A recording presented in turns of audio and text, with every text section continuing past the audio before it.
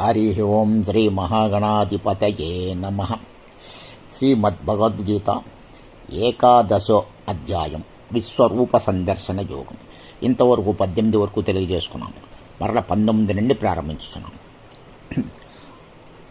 అనాది మధ్యాంతమనంత వీర్యం అనంత బాహుం శశి సూర్య నేత్రం పశ్యామి త్వాం దీప్తహుతా శపత్రం స్వతేజసా విశ్వమిధం తపంతం. నీవు ఆది మధ్యాంతరయుడవు, అపరిమిత శక్తిశాలివి, అసంఖ్యాకములైన భుజములు గలవాడవు. సూర్యచంద్రులు నీ నేత్రములు, అగ్ని వలె నీ ముఖము ప్రజ్వరిల్లుచున్నది. నీ తేజస్సులో ఈ జగత్తును సంతప్తమునర్చుచున్నావు. అట్టి నిన్ను నేను చూచుచున్నాను. ఓ మహాత్మా, దివి నుండి భువి వరకు గల అంతరిక్షము నన్నంతటను అన్ని దిశలను నీవే సంపూర్ణుడవయ్యున్నావు. అద్భుతమైన నీ భయంకర రూపమును చూచి ముల్లోకములను గడగడలాడుచున్నవి. ఇదిగో ఆ దేవతలెల్లరూ నీలో ప్రవేశించుచున్నారు. కొందరు భయపడిన వారై అంజలి ఘటించి నీ నామగుణములను కీర్తించుచున్నారు. మహర్షులను సిద్ధులను స్వస్తి వచనములతోడను ఉత్తమోత్తమ స్తోత్రములతోడను నిన్ను ప్రస్తుతించుచున్నారు. ఏకాదశ రుద్రులను, ద్వాదశాదిత్యులను, అష్టవసువులను, సాధ్యులను, విశ్వే దేవతలను, అశ్వనీ కుమారులను, మరుద్గణములను, పితరులను, అట్లే గంధర్వయక్షాసుర సిద్ధ సముదాయములను సంభ్రమాశ్చర్యములతో నిన్నే దర్శించుచున్నారు. ఏ మహాబాహు, అసంఖ్యాకములైన వక్త్రములను, నేత్రములను, చేతులను, ఊరువులను, పాదములను, ఉదరములను, కోరలను కలిగిన మిక్కిలి భయంకరమైన నీ రూపమును చూచి అందరూ భయకంపితులగుచున్నారు. నేను కూడా భయముతో వణికిపోవుచున్నాను. ఏమనగా, ఏ విష్ణు, నీ రూపము అంతరిక్షమును తాకుచున్నది. అది అనేక వర్ణములతో దీప్యమానమై వెలుగుచున్నది. కాంతులను విరజిమ్ముచున్న విశాల నేత్రములతో, విస్తరించిన ముఖములతో అద్భుతముగా ఒప్పుచున్నది. అట్టి నీ రూపమును చూచిన నా మనస్సు తత్తరపడుచున్నది. అందువలన నా ధైర్యము సడలినది, శాంతి దూరమైనది. ఓ జగన్నివాస,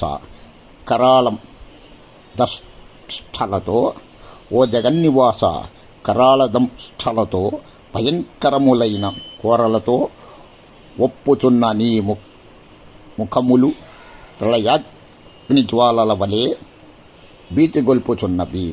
వాటిని చూచిన నాకు దిక్కు తోచకున్నది. నెమ్మది శాంతి శూన్యమైనది. ఓ దేవేశ, ప్రసున్నడవు కమ్ము. ఇదిగో ఇచ్చట చేరియున్న ఈ ధృతరాష్ట్రపుత్రులు, దుర్యోధనాదులు, ఇతర రాజన్యులతో సహా నీలో ప్రవేశించుచున్నారు.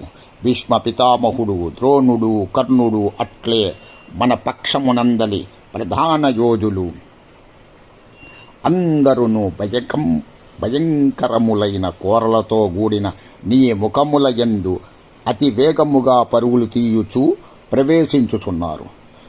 కొందరి తలలు కోరల మధ్య బడి నుగ్గయిపోవుచుండగా వారు దంతములలో చిక్కుకొని వ్రేలాడుచున్నారు.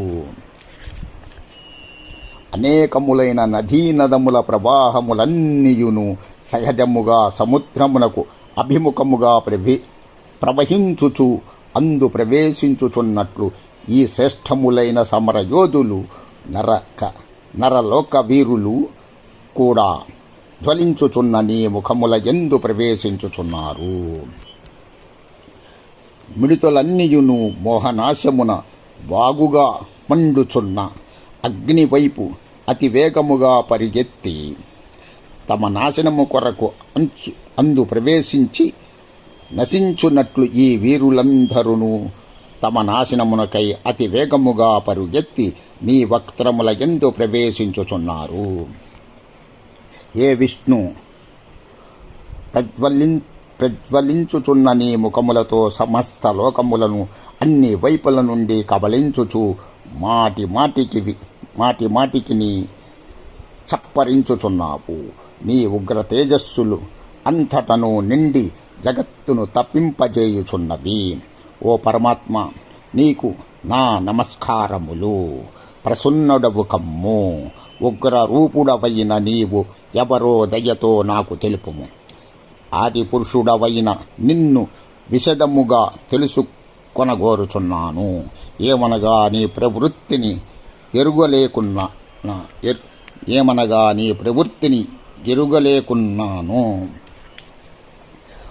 శ్రీ భగవానుడు పలికెను, నేను లోకములన్నిటినీ ముట్టించుటకై విజృంభించిన మహాకాళుడను.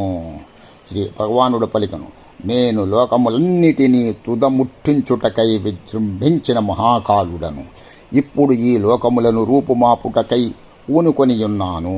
కనుక నీవు యుద్ధము చేయకున్నను ప్రతిపక్షమునున్న ఈ వీరులెవ్వరూ మిగులరు. కనుక నీవు యుద్ధము చేయకున్నను ప్రతిపక్షమున నున్న ఈ వీరులెవ్వరూ మిగిలియుండరు. కనుక ఓ సవ్యసాచి, లెమ్ము, కీర్తిగాంచుము. శత్రువులను జయించి సర్వసంపదలతో తులతూగు రాజ్యమును అనుభవింపుము. వీరందరూ నా చేత మునుపే హతులై నవారు. నీవు నిమిత్రమాత్రుడవు కమ్ము. ఇదివరకే నాచే చంపబడిన భీష్మ, ద్రోణ, జయద్రథ, సైంధవ, కర్ణాది యుద్ధ వీరులందరినీ నీవు సంహరింపుము. భయపడకుము. రణరంగమున శత్రువులను తప్పక జయింపగలవు. కనుక యుద్ధము చేయుము. సంజయుడు పలికెను, ఓ రాజా, శ్రీకృష్ణ పరమాత్మ యొక్క ఈ మాటలను విని అర్జునుడు వణుకుచూ చేతులు జోడించి నమస్కరించెను. మరల మిక్కిలి భయముతో ప్రణమిల్లి గద్గద స్వరముతో తడబడుచు శ్రీకృష్ణుని స్తుతింపసాగెను. అర్జునుడు పలికెను, ఓ అంతర్యామి కేశవ, నీ నామగుణ ప్రభావములను కీర్తించుచు జగత్తు హర్షాతిరేకములతో అనురాగముతో ఉప్పొంగిపోవుచున్నది. ఇది సముచితము. భయగ్రస్తులైన రాక్షసులు నలుదిక్కులకును పారిపోవుచున్నారు. సిద్ధగణముల వారెల్లరూ ప్రణమిల్లుచున్నారు. ఓ మహాత్మా, నీవు సర్వశ్రేష్ఠుడవు. సృష్టికర్తయైన బ్రహ్మకే మూలకారకుడవు. ఓ మహాత్మా, నీవు సర్వశ్రేష్ఠుడవు. సృష్టికర్తయైన బ్రహ్మకే మూలకారకుడవు. కనుక వారు సిద్ధాదులందరూ నీకు నమస్కరింపక ఎట్లు ఉండగలరు? ఓ అనంత, ఓ దేవేశ, ఓ జగన్నివాస, సత్ అసత్తులు నీవే. వాటికంటెను పరమమైన అక్షత స్వరూపుడవు అనగా సచ్చిదానంద గణ